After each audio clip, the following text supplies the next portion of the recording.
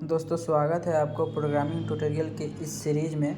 आपको आज हम लोग बताने वाले हैं स्टैक क्या होता है। स्टैक क्या होता है ये आप लोग को पता होगा या नहीं पता होगा, तो हम आपको बताते हैं कि स्टैक एक बकेट जैसा काम करता है प्रोग्रामिंग में। जैसे कि अगर किसी बाल्टी में अगर हम लोगों को पानी को फिल करना है तो वो पहले नीचे फिल होगा, उसके बाद ऊपर फिल होगा। अगर उसी बाल्टी में से अगर हमको एक मग पानी की ज़रूरत है तो वो पानी हमको ऊपर से निकलेगा, ना कि नीचे से निकलेगा। तो उसी प्रॉपर्टी पे आपका स्टैक काम करता है। तो जैसे मैं यहाँ पे आप देख रहे होंगे, stack also specify as a linear data structure represent same as array. मतलब ये काम एरे के तरह ही करता है और रिप्रेजेंट भी एरे के तरह होता है, लेकिन स्टोर जो डाटा करता है यहाँ पे बता रहे हैं, बट स्टोर डाटा और relevant element from one and so stack follow last in first out specify various method. यानी कि अभी हम आपको जैसे बताएं कि अगर हम किसी मेज़ पे अगर बुक को रखे हैं, अगर 10 बुक रखे हैं किसी मेज़ पे, तो अगर हमको बीच वाला उठाना है, अगर 5वें नंबर वाले पायदान पर के अगर बुक को उठाना है तो हमको पहले ऊपर से जितने भी है 5वें नंबर के पायदान पे अगर 20 बुक रखे हैं तो हमको हटाना पड़ेगा ना। अगर ऊपर से 5वें नंबर पे चाहिए तो हमको ऊपर के 4 हटाना होगा, उसके बाद 5वें नंबर पे जो आएगा उसको हम लोग 5वें नंबर पायदान पर मानते हैं। उसी तरह से इसका कुछ वेरियस मेथड होता है। जैसे में पुश मेथड हम लोग इंसर्ट के लिए यूज करते हैं, पॉप मेथड डिलीट के लिए यूज करते हैं, और डिस्प्ले मेथड जो उसमें कितने एलिमेंट है उसको शो करने के लिए करते हैं, और इज एम्प्टी और इज फुल का हम लोग यूज करते हैं कि खाली है या फिर स्टैक फुल हो चुका है। जैसे हम आपको बताएं कि stack use as a bucket and specify different water level according to the index, and top pointer used for management in stack by default top place on -1 index position represent stack is empty। तो अगर by default stack top -1 pointer use करता है, तो आज आइए देखते हैं कि कैसे पॉइंटर यूज करता है और कैसे स्टैक को रिप्रेजेंट करते हैं। तो हाउ टू क्रिएट स्टैक। तो सिंटेक्स कुछ इस प्रकार से होता है। क्रिएट करते हैं डेटा टाइप, हमारा डेटा किसी टाइप का हो सकता है, इंटीजर हो सकता है, फ्लोट हो सकता है, कैरेक्टर हो सकता है, मतलब किसी भी टाइप का हो सकता है।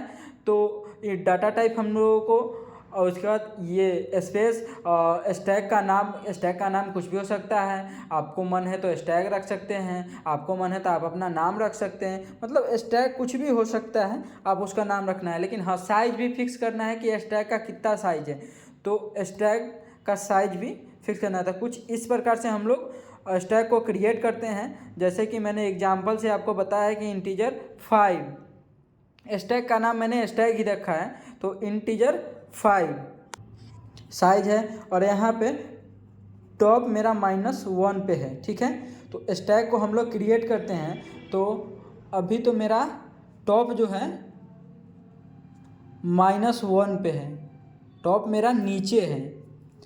अगर हम यहाँ पे 5 को इंसर्ट करना चाहते हैं तो यहाँ से मेरा 0 इंडेक्स से चालू होगा, एक अपना ये 0 1 2 3 और 4, कुछ इस प्रकार से अपना स्टैक क्रिएट होगा, जिसमें टॉप मेरा -1 पर बाय डिफ़ॉल्ट -1 स्टैक यूज करता है। तो स्टैक मेथड में हम लोग आपको आज बता रहे हैं पुश मेथड। पुश मेथड यानी कि कैसे एलिमेंट को, कैसे जो भी डेटा है उसको स्टैक में स्टोर किया जाता है।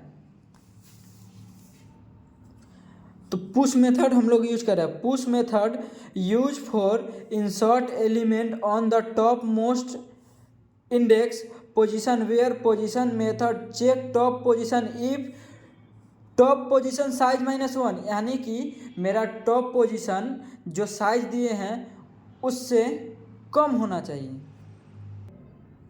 जैसे कि हम लोग यहाँ पे पुश मेथड कॉल करके इंसर्ट कर रहे हैं एक स्टैक में। ये जो भी है स्टैक का नाम हम स्टैक दे रहे हैं।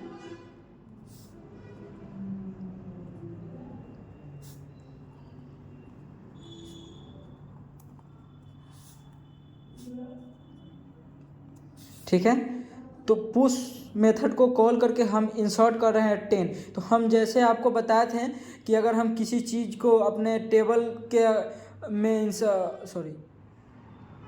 जैसे कि हम आपको बताए थे कि अगर किसी चीज़ को हमको स्टैक में इंसर्ट करना है तो वो सबसे नीचे से आता है, और अगर किसी चीज़ को निकालना है तो वो सबसे ऊपर से स्टैक में से निकाला जाता है। तो जैसे कि मैंने कॉल करके पुश मेथड को 10 को इंसर्ट किया तो वो चेक करेगा कि अभी मेरा इंडेक्स कहाँ है। तो अभी मेरा इंडेक्स टॉप -1 पे है, वो अब बढ़ के टॉप 0th इंडेक्स पे आ जाएगा और वहाँ पे 10 इंसर्ट हो जाएगा। सेम इसी प्रकार हम 20 को इंसर्ट कर रहे हैं। अभी मेरा पोजीशन जो है टॉप 0 इंडेक्स पे है, तो ये यहाँ से कट के टॉप 1 इंडेक्स पे चला जाएगा। फिर इसी प्रकार से हम पुश मेथड कॉल करके 30 को इंसर्ट करेंगे 30 को, और 30 चेक करेगा कि मेरा साइज -1 से कम है और पोजीशन कहाँ इंसर्ट करना है। तो चेक करेगा फिर टॉप इंडेक्स मेरा कहाँ से शुरू हो रहा है, कहाँ है अभी। तो अभी मेरा टॉप मोस्ट इंडेक्स 1 पे है, तो 1 से बढ़ के ये 2 पे आएगा और 2 पे 30 इंसर्ट हो जाएगा। फिर उसी प्रकार से हम 40 को इंसर्ट करेंगे, और 40 को इंसर्ट करेंगे तो चेक करेगा पहले साइज -1 कि हाँ जो कंडीशन दिए हैं उसको सेटिस्फाई कर रहा है या नहीं। उसके बाद जो 30 है, 30 मेरा जो है टॉप 2 इंडेक्स पे है, तो इंडेक्स चेक करेगा। इंडेक्स चेक करने के बाद वो टॉप 3 पे जाएगा और 40 को इंसर्ट करेगा। 40 इंसर्ट करने के बाद फिर मैं 50 इंसर्ट करवा रहा हूँ पुश मेथड को कॉल करके। लेकिन जब यहाँ पे आएगा 50 जब इंसर्ट होने आएगा तो देखेगा कि स्टैक तो मेरा फुल हो चुका है। कंडीशन जब चेक करेगा कि साइज -1, यहाँ तो जो कंडीशन दिए हुआ है वो कंडीशन फेल कर रहा है, और चेक करेगा कि इंडेक्स जो मेरा है इंडेक्स सारा फुल है, तो यहाँ पे हमको प्रिंट हो जाएगा स्टैक इज फुल, और हम इसमें कुछ दूसरा इंसर्ट नहीं कर पाएंगे। तो मिलते हैं अगली वीडियो में स्टैक के प्रोग्रामिंग के साथ, और कैसे काम करता है स्टैक हम आपको प्रोग्रामिंग से समझाते हैं। तब तक जय हिंद।